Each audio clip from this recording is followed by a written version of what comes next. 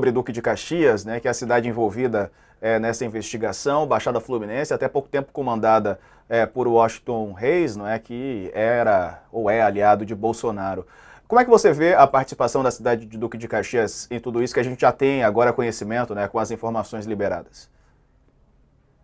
Olha, Diego, primeiro que a gente está falando do maior município da Baixada Fluminense, né?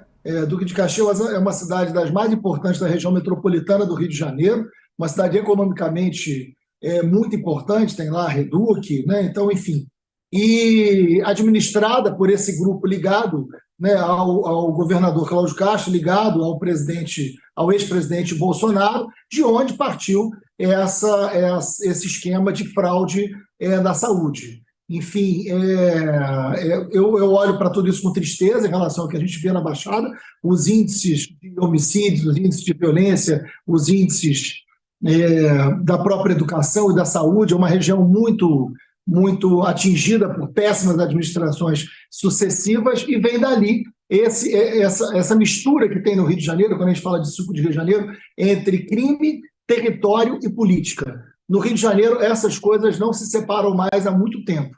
Crime, território e política. E isso chega em lugares muito caros para a população, como, por exemplo, a saúde.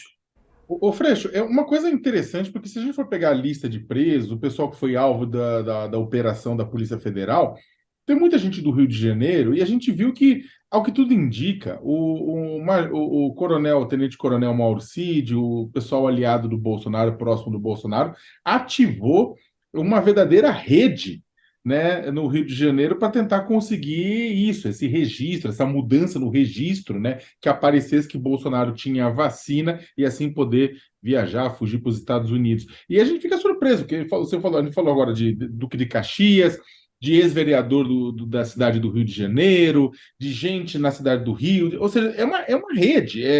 Isso, na verdade, também demonstra, de certa forma, a ramificação do bolsonarismo no estado do Rio. Isso é uma prova de que o bolsonarismo está presente em vários lugares e várias instâncias do Rio?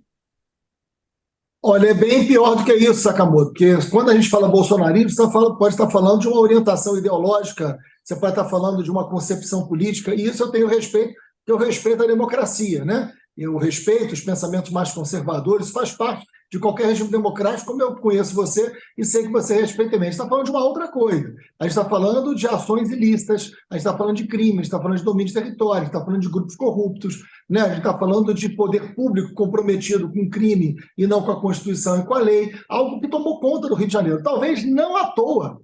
O Rio de Janeiro, que teve 5 governadores presos, o Rio de Janeiro que vive uma crise econômica muito profunda há muito tempo, o Rio de Janeiro que tem índices, por exemplo, o armamento encontrado com crime no Rio de Janeiro não existe isso em qualquer outro lugar. Agora, o mesmo Rio de Janeiro, que é um lugar fantástico, que é a porta de entrada do turismo, e como presidente da Embratur, não há nenhum lugar mais importante para o turismo brasileiro do que o Rio de Janeiro, que é o grande cartão postal e é a entrada. Então, o Rio vive essa contradição de ser um lugar extraordinário, um lugar com enorme potência, com um povo incrível, mas, né, com uma atuação política, com uma imagem política dos últimos anos que é a pior que a gente teve. Da prisão do ex-governador Sérgio Cabral para cá, a gente tem uma crise institucional muito profunda no Rio de Janeiro, e não à toa, talvez não à toa, né, é exatamente nesse lugar que nasce essa onda mais conservadora no Brasil, que não separa crime e política e que se reflete nas ações do ex-presidente Bolsonaro.